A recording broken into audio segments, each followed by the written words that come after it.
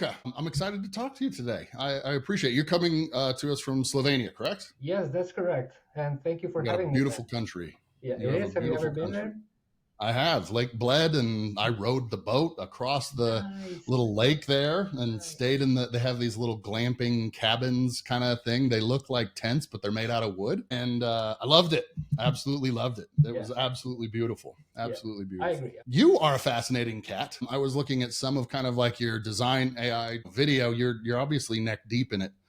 And if you can, I mean, it must be a passion for you. And I'm curious if I can ask you about that stuff, just because video is tough. We work a lot on different types of content, and video is kind of like the end all be all. If you can do video, you can do everything else. But for that same reason, it's the hardest one to do, right?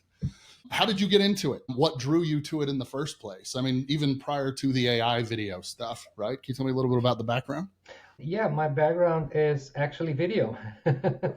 So I started working as a working professionally in 2008. I did production. Well, actually, I wanted to go into post-production.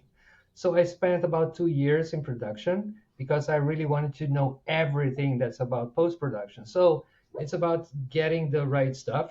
So Yeah. I spent some time behind the camera doing production work. But then I gradually went behind the computer and Mhm. I did a lot of VFX, compositing, that kind of stuff.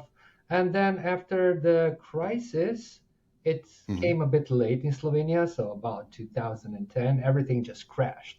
So I had to Uh-huh. refocus, I had to pivot. So I chose animations, 2D animations, motion graphics, motion design, 3D even. So everything that moves, everything that's pretty and moves, it's my domain. So yeah.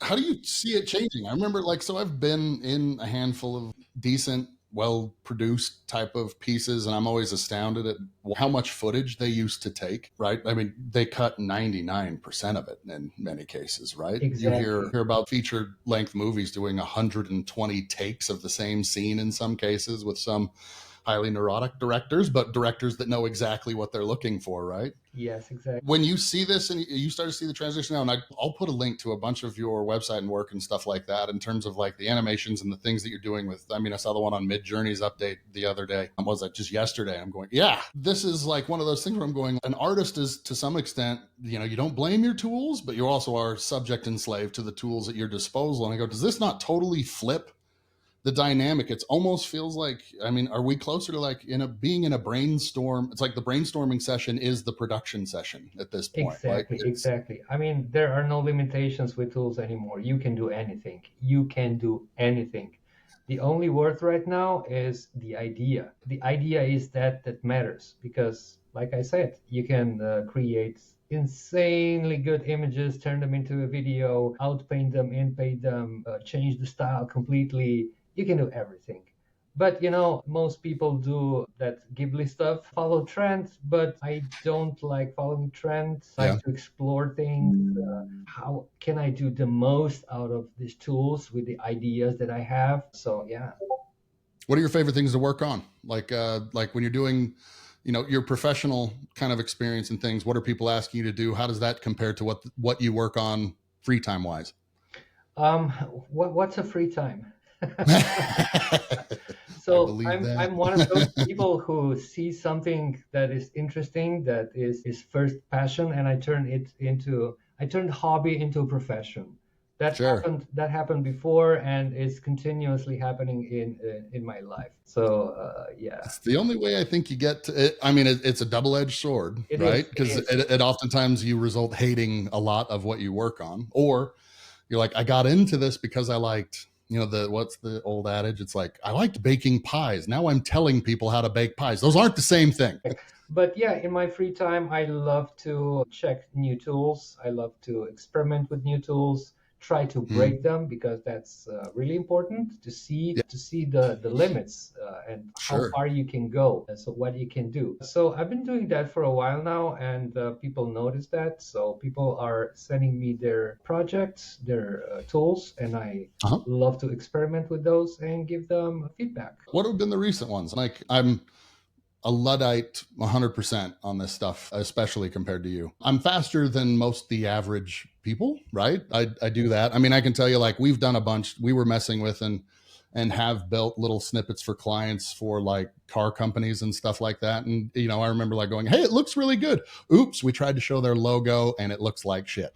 You know, like, or hey, by the way, that isn't even their logo, or that wasn't their car, that is their logo. Because you say anything, I've seen like some of it, I go, holy shit, like we are getting to next level. We definitely on our platform will create images where I'm going, man, that's an image, but I don't know that you could tell that was an image that wasn't a photograph unless you really, really, really looked. What are the things? I mean, it's almost like the equivalent of the jailbreak. Or, but to your point, you are looking for the weaknesses. What have been the most recent? What's getting phased out now? Like, where are we at this snapshot in time? So right now, at this moment, it's played with Midjourney's new video model, and it is insane. It is really, really good.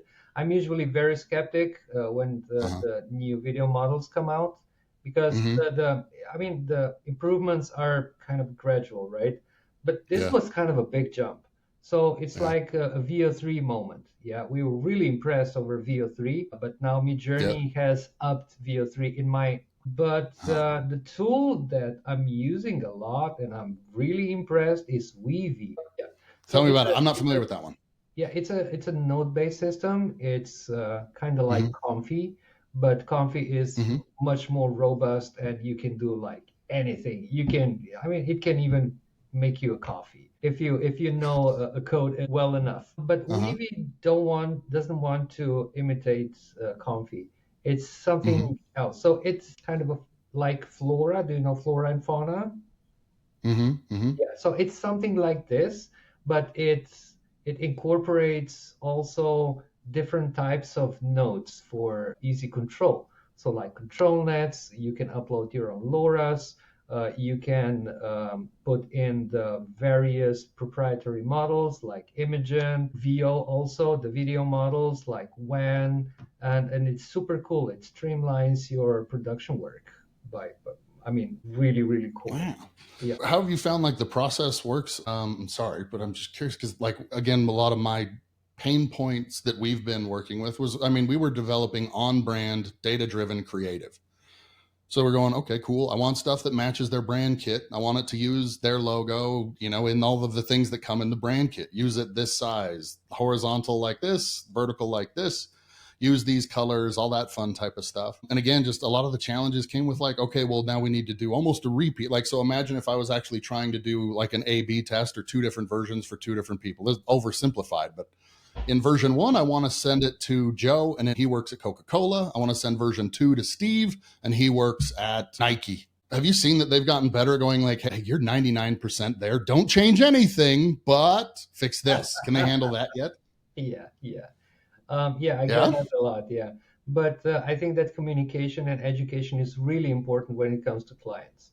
So before I accept a project, I always talk with the client and I tell them what works, what doesn't work, how the process works, what are do's, what are don'ts, and so on. So when the client comes out with specific knowledge, what is going to happen right now? And what are the next steps if there are revisions, how the revisions look like, how to work on the corrections, and so on.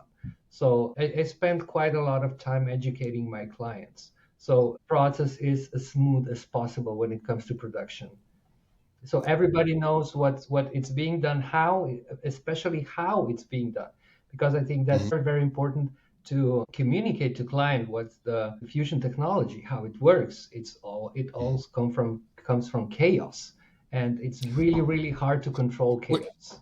Wait, I want to hear you go deeper into that. Describe that. How would you typically explain it? This sounds very fascinating. So we have to know how the models are made. How are they created? So it's like a denoising and renoising process. So we gather a bunch of images and put the descriptions, pair each image with the description, so the caption, right? And then we repeat the process like billions and billions of times. And then with the help of machine learning, each image gets noised. So the noise is being added to those images. And when we put in the prompt, there is a reverse process called denoising. So the Hmm. machine knows the concept because it has a lot of images already in Sure. its memory, right? When Uh-huh. we condition it, that is writing a prompt, it knows, okay, so this is the concept, this is the prompt. Let me put the noise in the image right now, and it's purely noise. And then it Hmm. slowly start to denoise it, and it start to imagine how it would put, let's say, a cat on the car, how it would put Hmm. the cat on the car. Where is the cat? Where's the car? And it kind of, imagines where the cat would be on the car, and it Sure. imagines how everything would look like. And when the majority of denoising is done, so like first 5 to 10 steps, then it sees a clearer picture, and then it starts just adding the details. So it sharpens the image. That's Gotcha. basically how latent diffusion technology works. Gotcha. So it's almost like putting, it's like almost taking the old school like film reel out of the projector, breaking it into each frame, noising it up, and then again. And I'm sure it's using the context of the last images or whatever else as well to get Well, like good, but kinda, yeah, it kinda. is like image by image by image, huh? Yeah, kinda. That's So yeah. because of the noise, we were getting 6 fingers or 7 fingers, right, in the image. Yeah. But now the algorithms are getting better and better and better, and the models get trained better.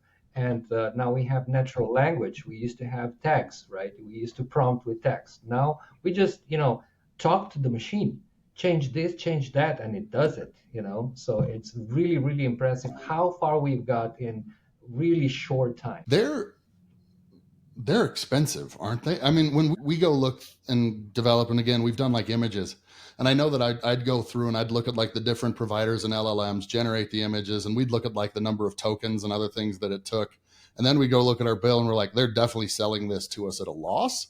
There is I imagine like videos. I'm sure one of the reasons that they give like a very small population the early releases and stuff like that is like if you gave the whole world access to image video generation, like your servers are going to absolutely explode. You want to run your company into the ground with an AWS build. That's how you could easily do it. I imagine because like when they go through, do you have to basically like, I imagine like, hey, we're going to do same kind of thing. I'm going to prompt and develop say 50 versions of the same prompt slash shot with the same context and the same brand kits and things. And then I still go through and deselect or down select the ones that are the best and then snip them all together. So interesting. It Wow. is. Oh, I had to do that manually once. My wife is a dancer and we did a trip around the world and we did one of those where like take one, do the same dance in 50 different places and Yeah, then we'll snip them all together. Very yeah, cheesy. Came out good enough, but very cheesy. We did one in Slovenia. And that was tiresome as hell. I mean, again, 2-minute video took us months, whatever, maybe a month, month yeah, and a yeah, half. yeah. Again, amateurs, we're That's not good at dedication, it, man. but Kudos.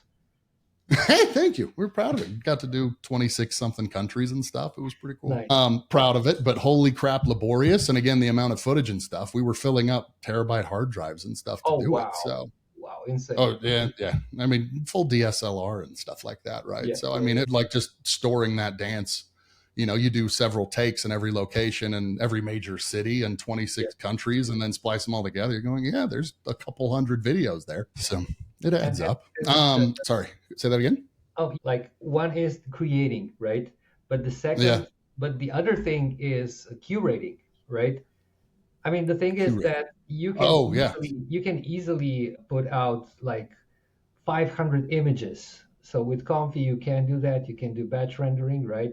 So you yeah. can do like 500 images in one go, and it's easy, right? You go outside, you walk your dog, make yourself some coffee. You come Mhm. back, and there are 500 images, and then you spend 2 hours selecting the best images, right? And it's a tedious process. So it's not about creating anymore. It's more like a curating. Yeah. You are like you're the editor. You're the curator. I like it. What shifted in terms of the creative process? How much quicker is it? I mean, again, 10 years ago was that's multiple lifetimes in terms of AI. We figure almost the landscape almost changes about somewhere around every 6 weeks to 2 months right now. Where I go, it's like almost a whole different ball game every quarter. I mean, right now, everything changes weekly. Weekly. Because Jeez. just yesterday, two huge video models came out. First one is Midjourney, of course, already mentioned, and the second one Uh, is Minimax version 2. And they are both game changing. I hate this, but game changing video models. I mean, uh, it's a serious progress. Not even mentioning open source world, which is accelerating each day. So you have each day you have different workflows. People are building their workflows, figuring out stuff, building their own custom nodes for Comfy. It's constantly changing. So huh. with just one node, you can, I mean, do something entirely different that wasn't possible just yesterday. But then open source community takes this node and revamps it, and the next day it's even a better node outside. Open source is magic. It is, and there are so many brainiacs out there, so many smart people that are doing so many things. I'm so impressed. And not just, I mean, now we also have LLMs, right? We also have our assistants. So Hmm. even without any developer background, you are able Yeah. to create, to code, Yeah. to create those custom nodes. So everything that matters right now, like I said before, it's an idea, because you can Hmm. create anything. Yeah. So what do you see it happening to the people that kind of work in the space? Like, is it one where, okay, we don't need a ton of these people, or no, we shift them into curators, or hey, no, everyone is going to have their own dedicated. Maybe you have one dedicated person instead of five fractional people or whatever. How do you see like the workflow changing and the space changing? Because we probably even already had it, and I'm just ignorant to it. But we've probably had our first full feature length film, or at least we're close Oh, to it, it's right? coming out. It's coming out. Yeah, yeah, yeah. Absolutely. And I know for a fact that a couple of big AI studios like Promise is building their feature film. What else? I know that Grail is one of them. Wonder Oh, Studios is working on a documentary, on a high budget documentary. So a lot of things are going on, and it's just very, very stealthy because, we don't want to ruin the surprise. I dig it. Yeah. What's your favorite project of yours that you've worked on? Well, I want two. What is the hardest? What was the most difficult? And this even doesn't necessarily need to be during the AI phase or whatever of the career, but what are your favorite projects that you've done yourself thus far? Right now, I'm working with, I am a co-founder of Lighthouse Academy, Yeah. and Hmm. I can say this is by far my favorite project that I've ever done in my life, because I'm building something, I'm creating something, I'm putting all my knowledge into a product, into an education system. So it's really awesome because I'm giving my knowledge to other people, and seeing what they do with this knowledge is so rewarding. So rewarding. Yeah. Just like half an hour ago, we had a session, a Uh-huh. masterclass, and we kind of did a checkpoint on everybody who's working on what, right, in their project. Hmm. And I was blown away, man. People are really working on some seriously cool stuff. And Very cool. each time that I see what people are doing, I'm impressed. Because, Nice. yeah, You started this. You're one of the original founders. You're taking it from the 0 to 1 phase. yes, exactly, yeah. Me and Good for Nate, you. we are friends. He's also Slovenian, but he's a Uh-huh. digital nomad, so he lives all around the world. Smart. And yeah, so we met actually last year, and Hmm. we did a couple of projects. We did a couple of live shows, and the energy was there, the chemistry was there. So we were thinking, let's do something, let's create Yeah. something. And we both led workshops and were in education. So it was a no-brainer, man. Let's create Very an cool. academy. So There's we did, yeah. there is nothing harder or more rewarding than taking something from 0 to 1. Like, it is by far the hardest stage of any company's life. With people going, oh, I've worked at big companies, small companies, and stuff like that. Like, I worked on big brands. Like, oh yeah, we had to launch new platforms for existing brands, but we had to do 20 million in sales the first year. They're like, ooh, and I'm like, it's really hard getting from 0 to 1 million. That's really hard. Yeah, exactly. So I have all of the respect in the world for the people that go from 0 to 1. It's like, I mean, you can tell that the joke we have here is like, yeah, you have blisters, scars. I mean, you could die with smile wrinkles too, but I've it's been as there. I've been rewarding as there it a gets. couple of times. I worked for a couple of startups, help building those from zero. So this is kind of my thing because it's exciting, you know. Yeah. I'm a very curious person, and it's very exciting for me to, you know, to try new stuff, to see how things are reacting to what I do. So this academy was like, you know, very, very organic, very, very natural. It just, you know, grew. I mean, of course, we are working a lot, but Mhm. it doesn't feel like it's a job. It doesn't feel like I'm sacrificing anything, you know, because it's Yeah. what we both love do, and we communicate very efficiently, and we're actually expanding our team, and we're growing to other markets and building new cohorts. So it's really, really cool and amazing, and it's fun. Everybody go check out Lighthouse Academy. What's the easiest? What's the domain there? I know it's on your LinkedIn profile. I've seen it there. Lighthouseacademy.ai. Perfect. Yeah. Perfect. Well done on that. That makes me happy. If where are the coolest communities? Like if you're looking, so obviously Lighthouse is one of them, but I love those little pods of like, hey, these are like I go on Reddit all the time, and I'm a lurker largely. I don't post much. I love watching other people and like seeing what people do on Reddit. Because I go, you can get into the nutcase communities where you're going, holy crap, Yeah. these people are in to Yeah. this. Where do you typically go? Where do those conversations happen with those really kind of innovative and creative people in your space? Well, you already mentioned Reddit. Yeah. That's one of those. But I would like to, you know, say holla to Banadoko server. Okay. It's the Discord server, and Uh huh. all the AI genius go there, you know, and publish their workflows and chat about nerdy AI stuff. And there are also a couple of private Discord servers. One of them Mm-hmm. is machine learners.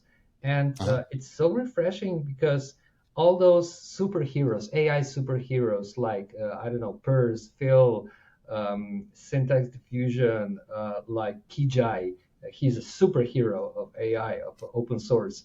And they just hang out there and you can ask them anything. You know, they're very, very approachable, and it's kind of like, you know, a dream come true. All the heroes in one space, and I can actually talk to them. I love that. I always find that too. It's always some of the people that like easily could be the biggest gatekeepers that are oftentimes the easiest. Like, no, no, no, no. Water's warm. Come on in. Let me show you how this works. Exactly. Right? Yes, exactly. Yeah. Yeah. That is I very love awesome. that with open source community because they're so knowledgeable, approachable, and like you said, they're not gatekeepers. They are thrilled to share their knowledge. So again, thank you, Purse. Thank you, Phil. Thank you, Kijai. Thank you, Seb. I mean, you guys are heroes. Thank you so much. I'll make sure the team puts links to their profiles in Yeah, there. absolutely. Um, awesome. I appreciate the humility too.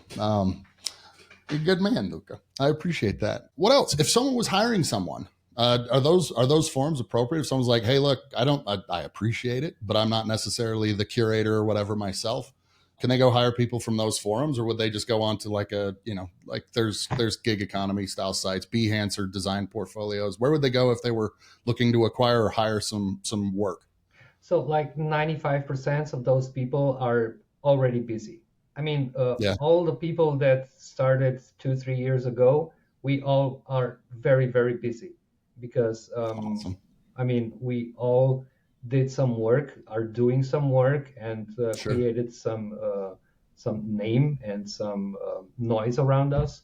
So sure. yeah, we're all working on projects, and it's very, very hard to get those people to you know, on projects. Good problems to have. Oh yeah. That's awesome. What's been the most difficult product or project that you've worked on? Is that also Lighthouse? What's been the most frustrating? The most frustrating, I think it's dealing with clients, with some clients who they don't understand the process, the technology. They act like they do, and they nod and they smile, you know. But Yeah. when you explain everything to them and when you deliver, they're like, forget everything about this, you know. We are back 10 years ago and we will work like 10 years ago. So I would say the clients that are not open-minded is the Uh, hardest thing because the communication is hard, The delivery is Yeah. hard. Of course, you do whatever you can do to please them, right? But Yeah. Yeah. sometimes you just have to pull that handbrake and say Oh no. yeah. Yeah. And Yeah. that's for me, that's hard thing to do because I Yeah. love to say nothing is impossible and everything is doable. Just give me Yep. time and money and we can work on Sure. anything. Yeah. I'm with you on that. I think the hardest thing we had too, because again, we do like, again, marketing and other messaging recommendations and stuff, machine learning, things like that. Hmm. And I find like there's the one person that hires us, they call them the brand champion. And then there's oftentimes a supporting team of 10 to 15 people that oftentimes we never even meet, or we maybe meet once or twice. And they're going, hey, I've been blocked by two or three or other people because they want X. And you go, X Yeah, hasn't been relevant for 5 years. yeah, So, yeah, as a heads up, just so you know, it's like, oh, we want proof that it works. Like, just by the way, you're doing something that's never been done before. So if you want proof that it's already old technology, why are we talking in the first place? I have definitely had that one a lot. And then people are generally resistant to change, right? Oh yes. Oh yeah, yeah, yeah, yeah, yeah, yeah. That's another thing. I mean, there's a lot of people just hating on AI, just hating. But I kind of understand this because people don't get to try it. yeah. They've spent 20 or more years building their craft, and they're really, really good at this, right? And Hmm. all of a sudden, there are kids who create the same stuff in like minutes, so Hmm. they feel threatened. And I Sure. really understand that. But what I don't understand is that they don't go and learn new stuff. Yeah. They just, the comfort zone is a dangerous thing. It's a very Yeah. dangerous thing. I think there's a real opportunity there too, by the way, because we found like, I mean, you have different people, you have different generations, you have different people in different country with different kind of cultural aspects. And at least for me, one of the things that I found is like oftentimes like the elderly workers are oftentimes the most diligent grit. Like again, they need to learn how to do it, but oftentimes if they dedicate themselves to it, I go, they're magical. Like Hmm. they know how to get work done really, really Hmm. well. And oftentimes in ways where like it's weird, but like I've had millennials that like receive job offers, sign the job offers, and then didn't show up to work one day, and like the first day, and you're going, did we do something wrong? I like obviously like we did something incredibly wrong. What did we do? And they're just like, oh yeah, I just spaced it. And you're going, Yeah, don't do that. yeah, That's yeah, no, that's a deal breaker from day one. But yeah, yeah. definitely found that. I want to what is there anything I want to link and just make sure that we point to? I want to point to some of the people and stuff that you've mentioned here and some of their better works and anything else. But if I was giving just a little like, hey, go look at these three people, go look at these three projects. Obviously, I want to know yours too, and we'll make sure that it's linked in the notes. But I'd love to give a few people just like, hey, look, this is what they're talking about, both for before and after they watch the episode. Do you have any off the top of your head that we can mention? Oh, absolutely. I have quite a lot of them, but let's Oh, see. So, best of the best, creme de la creme. I would go with uh, Dave Clark. He's okay. an absolute legend. He was one of the first who transformed AI to cinematic videos. And Uh, I mean, everything he does is piece of art. He has a really good future, but he also has decades of traditional storytelling on the film, right? So yeah, mm-hmm. there is an Awesome. advantage. Billy Bowman, he's an extremely talented friend of mine. The thing is that some people that are really, really good, really talented, they don't come from traditional film industry or Right. ad industry, right? For Uh-huh. example, Billy worked in men's fashion industry, and all of Oh a wow. sudden AI comes and he's like a super rock star working for best brands and creating really awesome pieces. I would also love to mention Kevin the Kid and Meta Puppet, and those guys are brilliant. I could go on, and they're so good. That's Absolutely. hugely appreciated. Yeah. Luca, I am honored and humbled that you would even stay up late to talk to us. I hugely appreciate this. Where can people find you? What's the easiest way to get in touch, follow your work? So I don't have that much social media, but on LinkedIn, LinkedIn is right now my favorite. It doesn't Uh-huh. have that toxicity from X. It Yeah. doesn't have that, Instagram, look at me, look at me, look at me. It Yeah. doesn't Yeah. have boomer Facebook, but it has, nice, cool people. And I love it. I love the LinkedIn community. So go there and follow me, connect to me, give me a message, and I would love to chat to you. Yeah. Awesome. Thank you, Luka. I appreciate you. You are awesome. And find him and go check out lighthouseacademy.ai. Awesome. Perfect. Awesome. Thank you, Luka. I appreciate your time. Thank you, Dan.